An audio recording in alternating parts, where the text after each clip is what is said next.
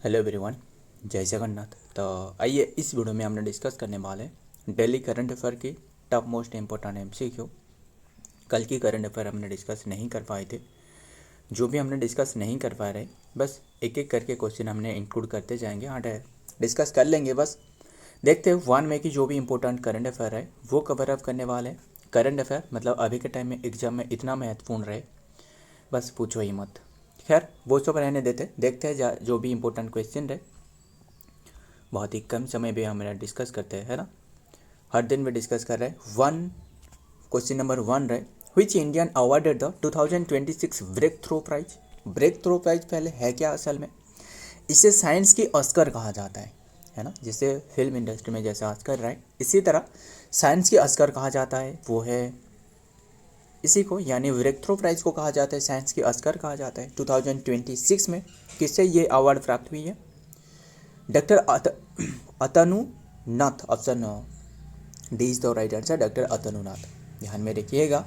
And इन्होंने जो fundamental physics category में इन्हें जो मिली है, इन्हें जो ये मिली है फंडामेंटल फिजिक्स कैटेगरी में इन्हें मिली है। क्लियर? कौन सी प्लेस में दी गई है? वो यूएस में, जो कि वारकर हंगर, लिख देता हूँ फिर भी बस ये एक मतलब यूनिवर्सिटी रहे। बरकर जो कि हैंगर, जो कि संता मोनिका जो कि यूनिवर्सिटी रहे यूएस में, जो कि रहे वहाँ इसी प्लेस पर ये दी गई है। कौन सी अवार्ड?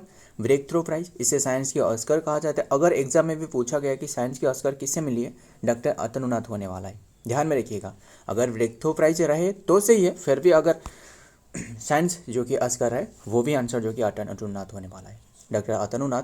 एंड असिस्टेंट जो कि प्रोफेसर ऑफ फिजिक्स एट जो कि Tihu college and in Assam, जो कि इन्होंने तिहु कॉलेज आसाम से रहे, वाज नेम्ड को रिसिपेंट ऑफ द प्रेस्टिजियस जो कि 2026 breakthrough prize in fundamental physics. He is recognise for the, बस ध्यान में रखिएगा इन्होंने जो कि ये अवार्ड रिसीव करी है। आगे देखते हैं, नाम याद रखना बहुत ही महत्वपूर्ण है। Number 2, what is the name of the AI forward system developed by DRDO and जो कि hand over to the ministry of home affairs. मतलब किसने ये डेवलप करी है? एआई फॉरवर्ड जो कि सिस्टम एक डेवलप करी है, एंड ये डीओ ने डेवलप करी है एंड हैंड ओवर करी है मिनिस्ट्री ऑफ होम अफेयर्स को। मतलब इनका नाम क्या है? इसका नाम है प्रज्ञा तो नहीं, प्रजना हो सकता था, PRAJNA, प्रजना। ध्यान में रखिएगा। उद्देश्य क्या है? जो कि इंटरनल जो सिक्योरिटी है इससे बढ़ावा मिल सके। ये एक आर्टिफिशियल इंटेलिजेंस है। मतलब ये जो बॉर्डर एरिया रहे ना, बॉर्डर एरिया में जो इंटरनल जो सिक्योरिटी रहे, इंटरनल डिस्टर्बेंस या फिर बॉर्डर एरिया पर जो डिस्टर्बेंस रहे, इससे जो कि ख़त्म करना, ये एक आर्टिफिशियल इंटेलिजेंस बनाया गया है, डेवलप करवाया गया है डीआरडीओ के द्वारा। डीआरडीओ के बारे में पता ही होगा ना, डिफेंस रिसर्च डेवलपमेंट ऑर्गेनाइजेशन। इसके स्टार्टिंग काफ़ी महत्वपूर्ण है, एग्जाम में पूछे जाते हैं। 1 जनवरी 1958 इसकी स्थापना रहे डीआरडीओ की। हेडक्वार्टर तो न्यू दिल्ली में रहे। और जो 1958 जो नासा रहे ना, नेशनल एरोनॉटिक्स स्पेस एडमिनिस्ट्रेशन जो रहे, इसकी भी स्थापना जो कि 1958 रहे। ध्यान में रखिएगा। एंड इसकी स्थापना रहे, हेडक्वार्टर न्यू दिल्ली। एंड मोटो क्या रहे? Strengthening origin in the knowledge. ध्यान में रखिएगा। एंड ये एक आर्टिफिशियल इंटेलिजेंस, तो नाम याद रखना, प्रजना। नेक्स्ट देखते हैं डिटेल में। द एआई फॉरवर्ड सैटेलाइट जो कि इंटेलिजेंसी, एक satellite intelligence system developed by the DRDO and handed over to the ministry of home affairs को हैंडल करिए MHA एंड इज नेम्ड जो कि प्रजना रहे, डेवलप्ड बाय डीआरडीओ जो कि सेंटर फॉर आर्टिफिशियल इंटेलिजेंस और जो रोबोटिक्स रहे, CAIR, वहाँ यह डेवलप करी गई है। दिस इंडिजिनियस जो कि सिस्टम यूजेस AI जो कि drive and analysis on satellite जो कि इमेजिनरी फॉर रियल टाइम जो कि security, border management and surveillance.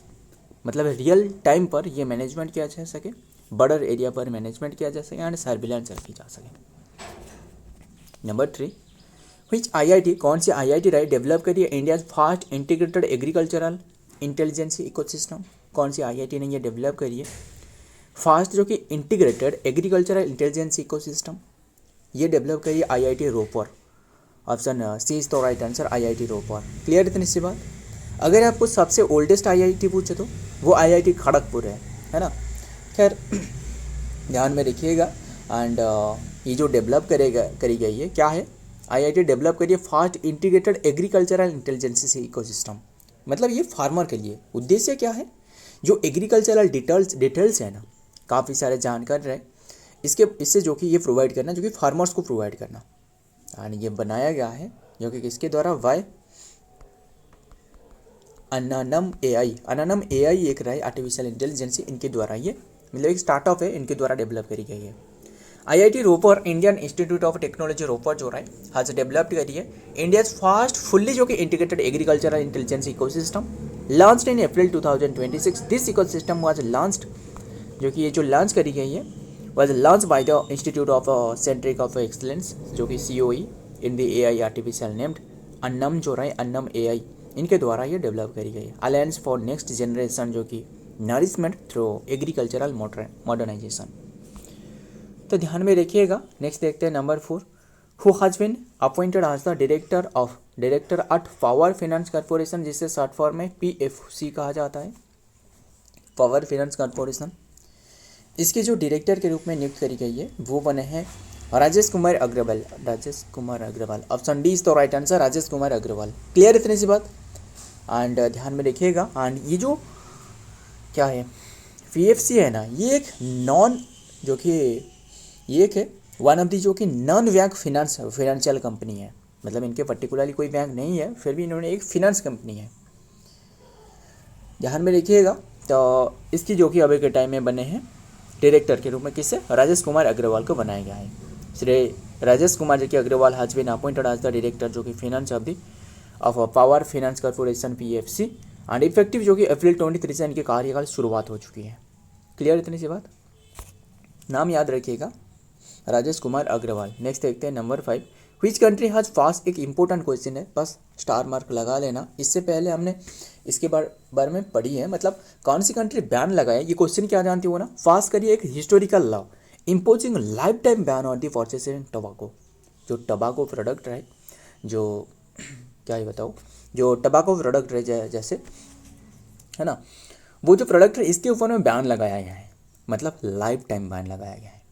किसने ये बैन लगाया है, अच्छी बात है, फिर भी इंडिया में होना चाहिए। फिर पता नहीं इंडिया में हो पाएगा या फिर नहीं हो पाएगा, फिर भी इससे स्ट्रांग जो कि कार्रवाई लेना होगा। तो खैर वो रहने देते, जो कि ये क्या रहा है असल में लाइफ टाइम जो कि बैन लगाया है। कौन सी कंट्री ने, इससे पहले जो कि मालदीव पे लगाया था एंड अभी के टाइम में ब्रिटेन लगाया है, लाइफ टाइम बैन लगाया है।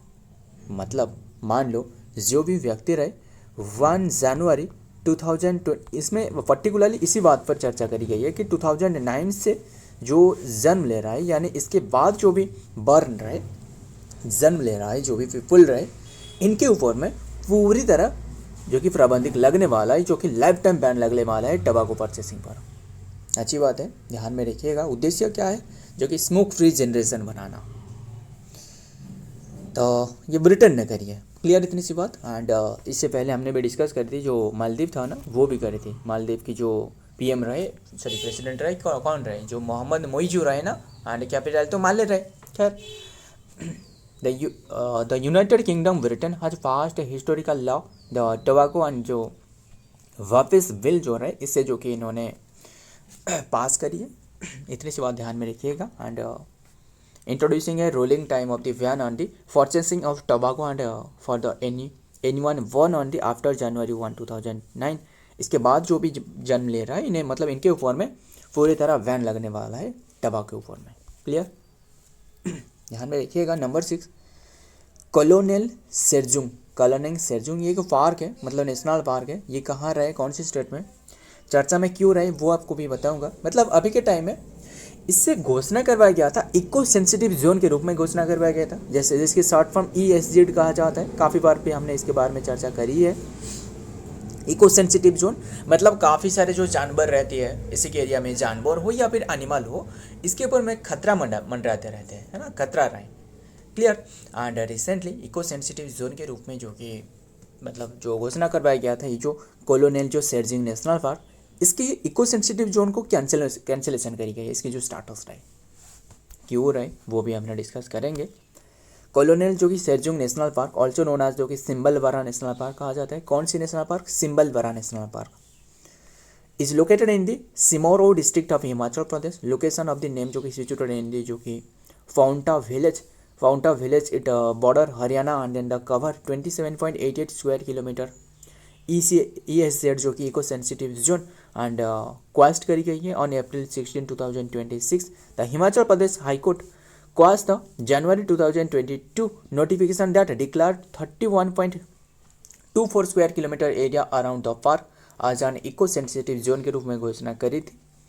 एंड रीजन फॉर कैंसिलेशन, क्यों कैंसिलेशन करी गई है? द कोर्ट फाउंडेड, कोर्ट मतलब यह पाई है कि सीरियस जो प्रोसीड्यूरल जो लेप्स रहे, मतलब जो भी मतलब बातें रहे जिससे जो कि इको सेंसिटिव जो मिलना चाहिए वो ये फॉलो नहीं कर रहे हैं. एंड डिटरमाइन द मैंडेटरी जो कि प्रोसेस, जो मैंडेटरी जो प्रोसीजर है ये भी ये फॉलो नहीं कर रहे हैं. सच आज जो कि स्टेक होल्डर रहे, stakeholder construction and proper जो कि कमेटी इसके होना चाहिए, मतलब इको सेंसिटिव जोन रहे तो इसके एक प्रॉपर कमेटी होना चाहिए ताकि इसके रख रखाव करने के लिए वो बने रहे. Formation and way not followed, ये फॉलो नहीं किया जा रहा है. And impacting the livelihood of the resistance and 19 surrounding village, तो इसीलिए इसके कैंसिलेशन करी गई है. उम्मीद करता हूँ कि सारे पता चल रहा है. नंबर 7 देखते हैं. हु विल इनागोरेट इंटरनेशनल जो कि वाटर वीक 2026 किसने इनागोरेट करने वाले हैं? ये है CR पटेल. अभी के टाइम में घोषणा करी गई है, हालांकि ये सितंबर की बात है, तभी ये इनागोरेट करी जाएगी, यानी 22 to 26 सितंबर में ये इनागोरेट करने वाले. एंड भारत मंडपम न्यू दिल्ली में 9th एडिशन रहे, अभी के टाइम में ये बताया गया है. CR पटेल यानी वाटर मिनिस्टर है. एंड और जितना भी मिनिस्टर है नाम बताना. गजेंद्र सिंह शेखावत कौन से मिनिस्टर है? Tourism affair ministry. Giriraj Singh वो textile affair ministry. SP Nadda नहीं, SP कौन रहे? JP नड्डा वो तो हेल्थ मिनिस्ट्री. और CR Patel water ministry. Union minister of Jal Shakti जो कि CR Patel launched 9th India जो कि इंटरनेशनल जो कि वाटर वीक जो कि ऑन अप्रैल 2026 एट सरम शक्ति भवन न्यू दिल्ली.